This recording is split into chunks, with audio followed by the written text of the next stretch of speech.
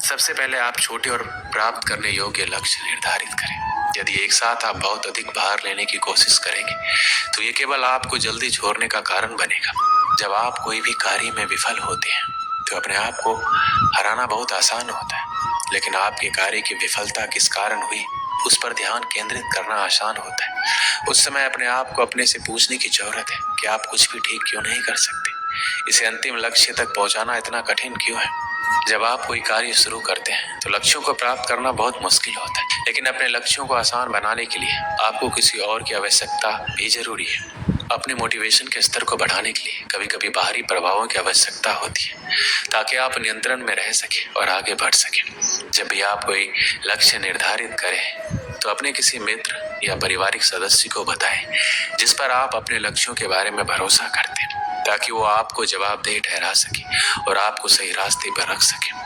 कुछ दिन के लिए दूसरों की तुलना में मोटिवेट रहना थोड़ा कठिन होगा, लेकिन जब आपको कोई अपना आपके लक्ष्य के बारे में बताए जिससे आपको अपना लक्ष्य प्राप्त करना सरल हो सकता है। कुछ समय पहले की बात है, एक दुकानदार जिन्होंने एक अगरबत्ती की दुकान खोली।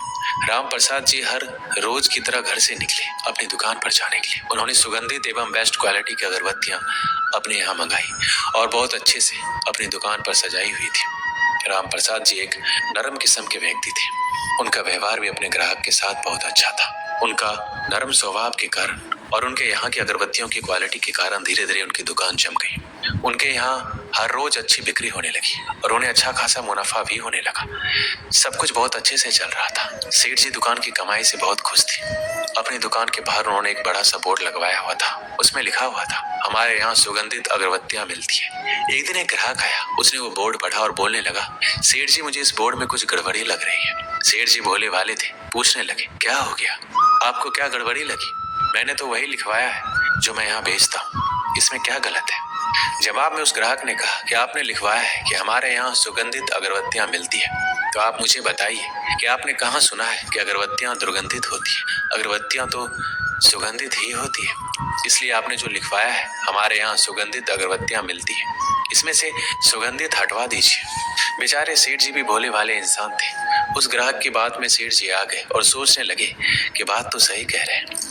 उसने बोर्ड से सुगंधित शब्द हटवा दिया। अब उसके बोर्ड पे लिखा हुआ था, हमारे यहाँ अगरबत्तियां मिलती है। फिर सब कुछ ठीक चल रहा था। अभी भी दुकान अच्छा खासा मुनाफा कमा रही थी। कुछ समय के बाद एक और सज्जन आए। उन्होंने बोर्ड को पढ़ा तो अपना ज्ञान देने लगे। सेठ जी, आपके बोर्ड में कुछ गड़बड़ी लग रही है। तो सेठ जी अब इस बार उस ग्राहक की बात को भी गौर से सुनने लगे। उन सज्जन ने अपनी राय रखते हुए बोला, सेठ जी आपने लिखवाया हुआ है कि हमारे यहाँ अगरबत्ती मिलती है, तो इसमें हमारे यहाँ का क्या मतलब है? अगरबत्ती की दुकान आपकी ही तो है, आपके यहाँ ही तो मिलेगी और किसके यहाँ मिलेगी? ये जो दो शब्द है ये कुछ जम नहीं रहे। मेरा मानिए तो इन दोनों शब्दों को हटा दीजिए। अब इस बार सेठ जी भी सोच में पड़ गए। सोचने लगे, बात तो ये सही कह रहे हैं, सिर्फ हमारा दुकान ही तो है, हमारे यहाँ लिखवाने का मतलब क्या बनता है? अब इस बार फिर उन्होंने पेंटर को बुलवाया और बोर्ड पर से हमारे यहाँ शब्द हटवा दिया। अब उस बोर्ड पर केवल अगरबत्तियां मिलती है यही लिखा हुआ था। कुछ 15-20 दिन बीते होंगे। एक और ग्राहक आए और बोर्ड को देखकर अपनी राय देने लगे कि सेठ जी अगरबत्तियां मिलती है क्यों लिखवाया है? सबको दिख ही रहा है अगरबत्तियां रखी हुई है तो मिलेंगे ही ना, ऐसा तो नहीं है कि नहीं मिलेगी। तो ये लिखवाने का क्या मतलब? मेरी मानिए तो इन दोनों शब्दों को हटा दीजिए। सेठ जी ने फिर से पेंटर को बुलवाया और उन दो शब्दों को भी हटवा दिया। अब वहां सिर्फ अगरबत्तियां ही लिखा हुआ था। 1-2 महीने ही बीते थे। एक दिन एक और सज्जन पुरुष आए और बोर्ड देखकर कहने लगे, साहब आपने इस पर अगरबत्तियां क्यों लिखवाया हुआ है? सबको दिख ही रहा है अगरबत्तियों की दुकान है तो अगरबत्तियां ही मिलेगी, मोमबत्तियां तो मिलेगी नहीं, तो ये क्यों लिखवाया हुआ है? मुझे तो ये कुछ जम नहीं रहा है, इसे हटवा क्यों नहीं देते? लिहाजा फिर से पेंटर को बुलाया गया और अब अगरबत्तियां शब्द को भी हटवा दिया गया। अब बोर्ड पर कुछ नहीं लिखा था, बिल्कुल खाली हो गया था वो बोर्ड। कुछ महीने बीते।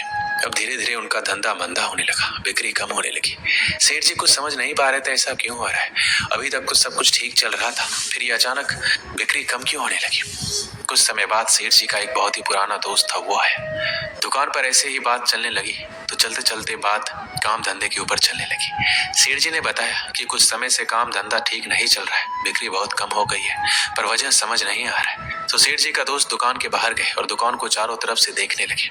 अचानक से उनके दोस्त की नजर उस बोर्ड के ऊपर गई। उस बोर्ड को देखकर वो हैरान रह गए। दौड़ के वो सेठ जी के पास आए और बोलने लगे, अरे ये क्या कर रखा है तुमने, बेवकूफ हो गया, तुमने जितना बड़ा बोर्ड खाली छोड़ रखा है उस पर कुछ नहीं लिखवाया। तुम्हें कुछ लिखवाना चाहिए जिससे तुम्हारी पहचान बने। तुम उस बोर्ड पर लिखवाओ कि हमारे यहाँ सुगंधित अगरबत्तियां मिलती है, फिर देखना कि दुकान कैसे चलेगी। इधर सेठ जी के दोस्त ने ये बात कही, उधर सेठ जी का दिमाग ठनका कि कैसे सबकी राय लेते लेते उन्होंने अपना ही नुकसान करवा लिया। अब सेठ जी को अच्छे से समझ आ गया था कि उनकी गलती थी कि कैसे वो सबकी राय लेते चले गए और अपना ही नुकसान करवा लिया।